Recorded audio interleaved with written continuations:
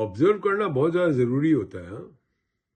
मैं 2014 के इलेक्शंस के समय के मैं वीडियोस देख रहा था, इनके रैलीज के वीडियो। वही हिंदू मुसलमान, दादा दादी, नाना नानी, इनके दिमाग में ना नेहरू जी इस तरह से बस चुके हैं कि एक समय ऐसा आएगा ये अपना नाम भूल जाएंगे। इनका नाम क्या है, इनको सिर्फ नाम याद रहेगा जवाहरलाल नेहरू, क्योंकि इतनी जबरदस्त तरीके से इनके दिमाग में घुस बैठे हैं वो। 10 साल निकल गए। अगर यही राग अलापना था तो 10 साल बर्बाद क्यों करने थे भाई? आप लोगों ने देखा इन लोगों ने कोई डिजिटल इंडिया, स्किल इंडिया, स्वच्छ भारत, बुलेट ट्रेन, किसी भी चीज की बात करी हो? अभी तक जितनी भी रैलीज आपने देखी है, आप नहीं सुनोगे, क्योंकि इनको पता है कि सामान क्या बिकता है। गलती इनकी नहीं है, गलती आवाम की है। ये पिक्चर वही रिलीज करते हैं जिनकी इनको पता है जिसकी टिकटें बिकेगी। तो 2014 में भी इन्होंने यही फिल्म रिलीज करी, 2019 में भी यही फिल्म रिलीज करी, और अब 2024 में भी वही फिल्म रिलीज कर रहे हैं, क्योंकि उनको पता है कि टिकटें बिक जाएगी। यार जानवर भी होते हैं ना, वो बोर हो जाते हैं अगर एक ही तरह का उनको खाना खिलाओ तो रोज। तो भाई बुरा मत मानिएगा, मैं तो सीधी बात करता हूं कि अमेरिका में जो चुनाव होते हैं राष्ट्रपति के, हम लोग सुनना चाहते हैं अमेरिका के राष्ट्रपति से कि वो education, health care, clean air, clean water, infrastructure, इन सब चीजों पे क्या काम करे, क्या प्लान है उनका। यहाँ पे ये हिंदू, मुसलमान, यहूदी, क्रिश्चियन, ये सब बातें नहीं होती है ना। तो आप लोगों को सोचना बहुत ज्यादा जरूरी है कि वही राग जो अलाप रहे हैं, आपके कानों को वो पसंद है या आपको आंखों को वो पसंद है कि जो आप लोग गूगल पे देखते हैं, Australia, Dubai, United states, England, वो देखते हैं, या आप लोगों को सुनना वो पसंद है। ये बहुत ज्यादा जरूरी है आप लोगों को सोचना। मैं तो बोर हो गया यार, बोर हो गया। बच्चे को भी एक ही खिलौना दो ना खेलने के लिए, तो वो भी बोर हो जाता है, वो भी उठा के बाहर फेंक देगा। आप अपने बच्चे के साथ ट्राई कर लेना, 2 साल का बच्चा है, वो तो बेचारा बोलना भी नहीं जानता होगा, उसको एक ही खिलौना देना, वो उठा के बाहर फेंक देगा आपको। आप तो बोलना भी जानते हो, समझते भी हो, फिर भी बेवकूफी दिखाते हो।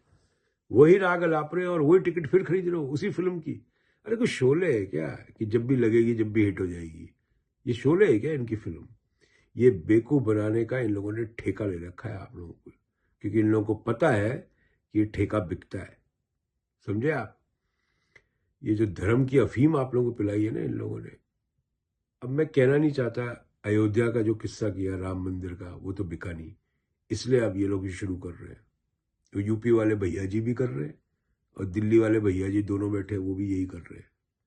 आप बता दीजिए एक भी रैली में, मैं चुनौती देता हूं, एक भी रैली में बता दीजिए कि इन्होंने डिजिटल इंडिया, स्किल इंडिया, स्वच्छ भारत की बात करी हो। नहीं करी। अब उसमें कितना पैसा लगा दिया, कितनी बर्बादी हो गई। गंगा साफ हो गई क्या? गंगा साफ करने वाले थे, गंगा साफ हो गई। गंगा में वो शिप विप चलाने वाले थे, नहीं पता नहीं कितनी कितनी चीजें दिखाई, वीडियोस हैं सबके, और दिखाते भी है, प्रधान सेवक जाते हैं, पूरी फिल्म बनती है उनकी, कुछ दिखाया है इन्होंने?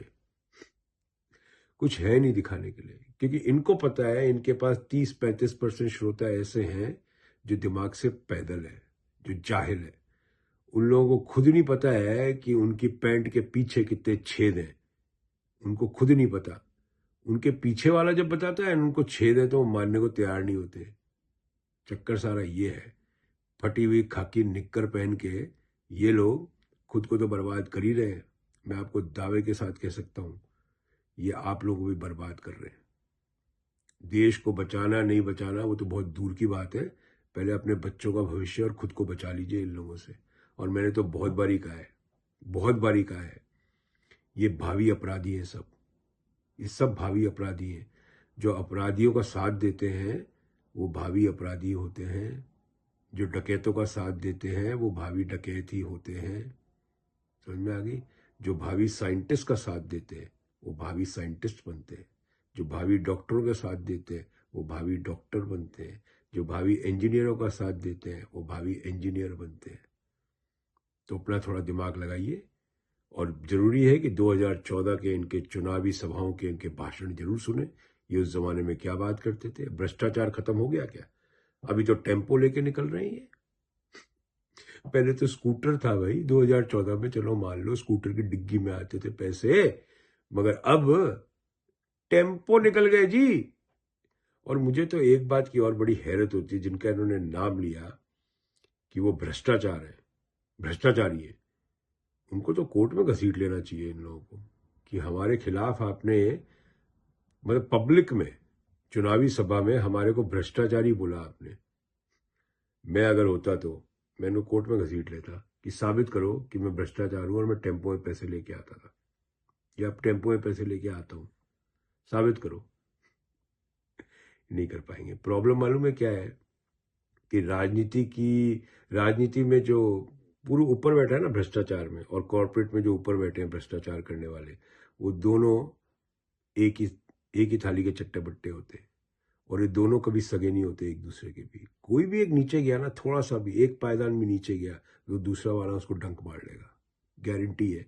चाहे वो राजनीति में ऊपर बैठने वाला हो, चाहे कॉर्पोरेट सेक्टर में ऊपर बैठने वाला हो, यही सारा खेल है।